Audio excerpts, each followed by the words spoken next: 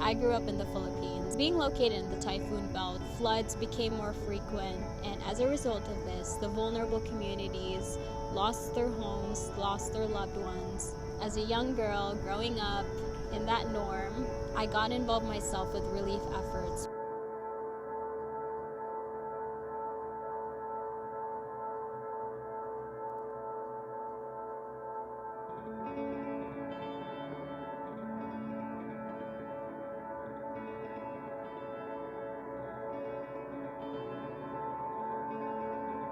Me 5 years ago did not know I'd be moving to New York City. The little Filipina girl in the Philippines, small country, didn't know that I would be interning for the UN. I'm like representing my small country in the big stage. My presence being there, my skin color being represented there as an organizer is like a big pride for people that look like me. At King's, I had a class with Jules, and of course she was a Filipino. I connected with her.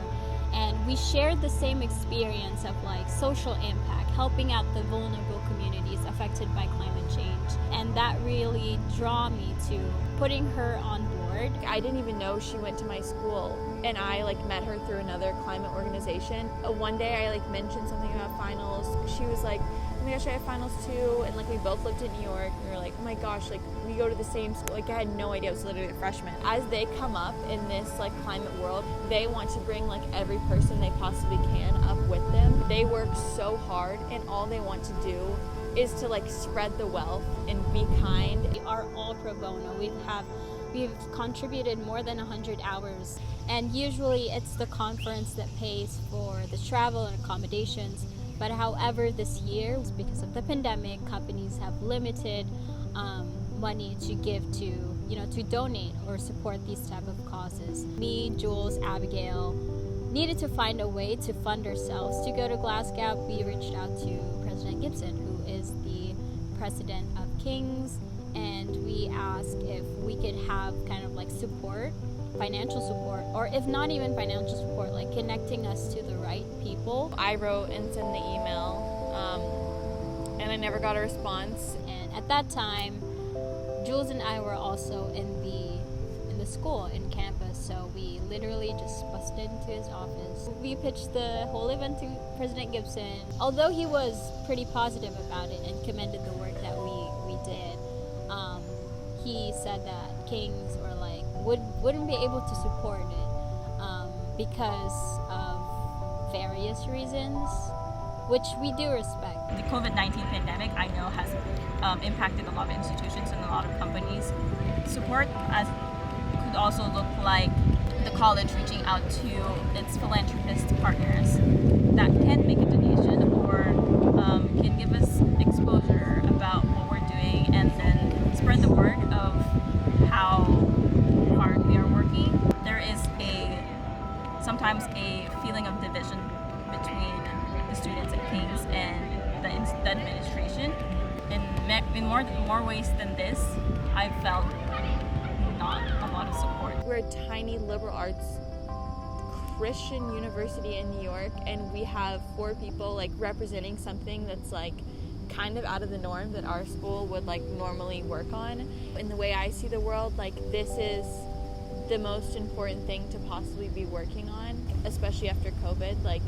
No one's been together in a uniform space to be able to speak freely about what they feel. What's important is the people who are affected, and I just want to help in any way possible, and know that for me they have all my support, and I want to support our internship in any way possible. And so if we need to find that support outside of our institution, then that's where we'll have to find it.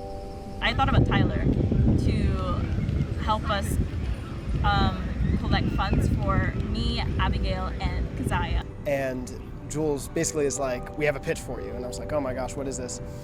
And they basically just start talking about Koi, and we're like, hey, we would love you to do some video work for us. Would you like to come to Scotland? And I was like, yes, 100%. For me, it was kind of a breath of fresh air, oh, this is totally something I would love to be involved in. And not having a whole lot of experience in the climate movement myself, it was something that I was really interested in learning more about. As a whole, I think just talking about climate change at King's is just a step in the right direction. Climate Reality, the organization that Abigail and I met at, decided to also take care of our flights. For me personally, the reason why I want to be there in person is because I want to be able to represent the Philippines and the United States in the youth statement and really push for interdisciplinary climate literacy approaches. And I really want to put that in the youth statement. So yeah, let's fight for it. Every time we make a decision, we are affecting the climate in maybe a positive way, a neutral way. And not just are we affecting the climate, but we're affecting people who are not as wealthy as us and who are not as privileged as us. To be invited and to be listened to in a United Nations state level of a conference like this is a huge honor, and you feel seen for it almost feels like the very first time.